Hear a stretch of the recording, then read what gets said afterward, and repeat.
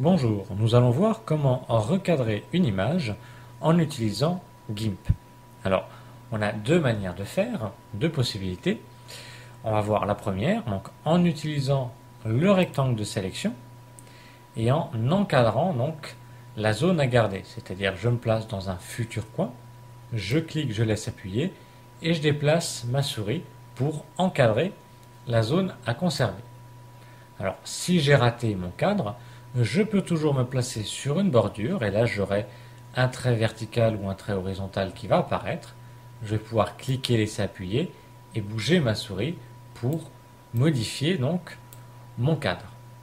Une fois que j'ai encadré correctement la zone à garder, je vais dans le menu Images et je choisis Découper la sélection. Et là effectivement, mon cadrage est effectué. Mais c'est une opération un petit peu longue. J'annule et nous allons voir donc la deuxième méthode qui est plutôt celle à retenir, qui est plus pratique. Nous avons l'outil ici de découpage, un espèce de cutter.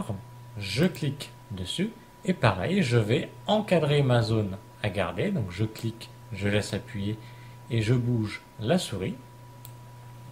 La zone qui apparaît en clair va être gardée et la zone enfoncée va être détruite.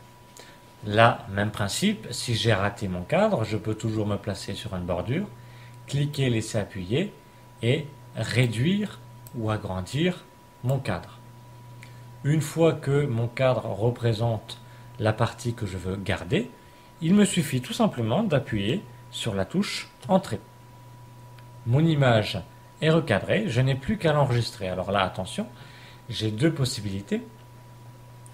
Soit je fais fichier enregistré et là ça va m'écraser l'original, ou alors je choisis enregistrer sous et là je vais lui donner un autre nom, admettons image recadrée, je rajoute un 2, comme ça je conserve l'original et je peux cliquer sur enregistrer. Ici j'ai une fenêtre qui apparaît me parlant de la qualité de l'image.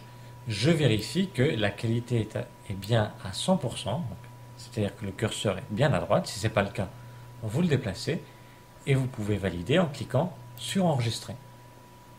Voilà, votre image originale est gardée et vous avez une deuxième image, donc recadrée. Voilà, nous venons de voir donc le recadrage, les deux manières pour recadrer avec le logiciel GIMP.